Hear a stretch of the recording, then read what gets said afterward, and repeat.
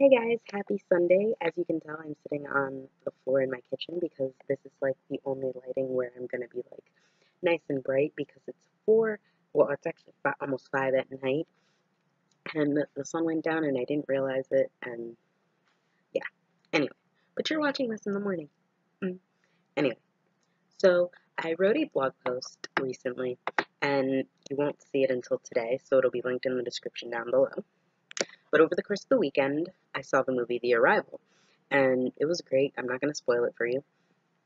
But the gist of it was this woman who's like a linguist, who's also, I'm sort of skimming through my post at the moment, who has to learn to communicate with these extraterrestrials. And it just got me thinking about languages and symbolism, and how anytime anyone tries to learn a new language or a new way of understanding symbols, it brings you back to your hands and how you use your hands. And I've been kind of trying to understand the whole movie from start to finish and how the symbols meant what they meant in the movie, but I'm also trying not to say specifically what those are if you haven't seen it yet. If you have, message me on Twitter and we can discuss. If you don't know my Twitter, I'll leave it right here. I love how Amy Adams' character explained how you need to start with the foundation of language before you can ask more complex questions, which is actually what I learned earlier today in my Teaching ESL class, which was online on Allison, which I'll also leave down below. I'll direct you to the exact link of what I did. It only took me like 2.5 hours to complete, and I took a bunch of notes, so maybe I'll have those posted later on. And now I'm working on a Coursera Teaching ESL class. Again, well, a different version of it. Excuse me. And I'll also link that in the description as well. But the whole thing about languages and symbols are extremely important in the human language, as well as in our magical world and our practices. So my example that I put in my post is there's a photo of a girl with a bunch of words, and the first word that most of us will spot out is hello, because we all speak English, and maybe bonjour, because people just happen to say that for whatever reason, even if you don't actually speak French. So, but that image is geared toward an English-speaking demographic. But how would you know what that says if you didn't know English, or if you didn't know language, or if your language was based upon symbols? How would you interpret this? Which, at the very bottom of the post, I put a chart of symbols, which I found on the Everyday Witches POV, of different symbols for like the god, the goddess.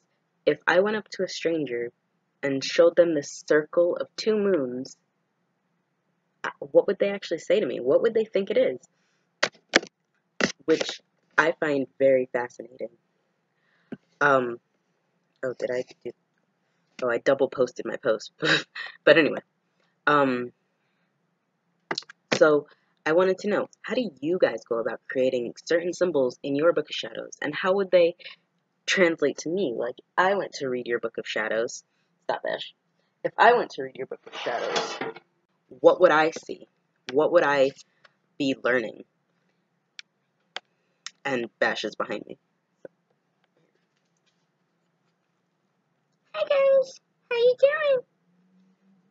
I missed you. Anyway, he's being bad. So, languages determine what symbols we use, amongst other things, is what I'm sort of trying to get to. So I ask you, do you get why language is so important in both learning a language and why in total, wrong question.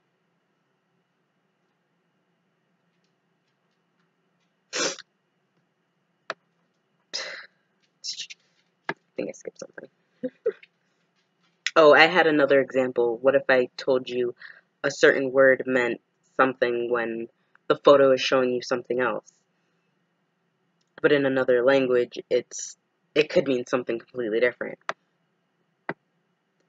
And you would only understand this in the context of pictures and words because you've learned this language, and I've explained this language to you.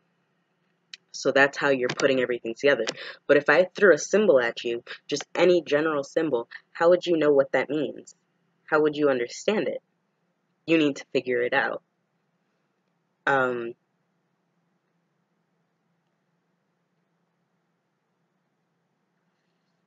So for someone, if we just hand them a paper with a bunch of runes, some of us may be quickly able to grasp, oh, all right, this is, I don't even know how to say it, Fithurk? Okay, I'm not going to try. How would they know what it means?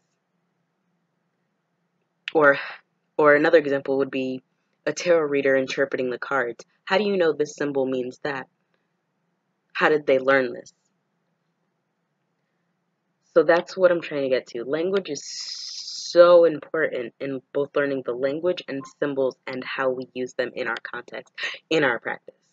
And I know I kind of like looped back around, I guess, in what I was saying. But over this weekend, I think we should all be thankful to the God and Goddess this holiday season, the beginning of it, and every day in between for the gifts of symbols and language. And maybe we should learn one or more in our spare time, like learning the Japanese alphabets, or yes, I did say alphabets, and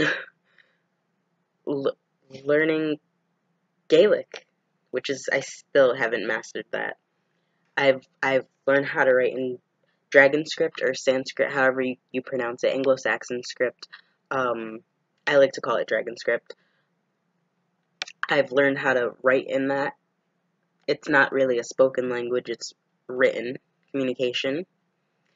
And I am native in English and Spanish, so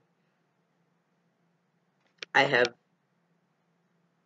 2.5 languages under my belt, basically, is what I'm getting at. So what languages are you most interested in, and what word symbolizes you? Or what symbol symbolizes you? That's all for today's Witchy Sunday.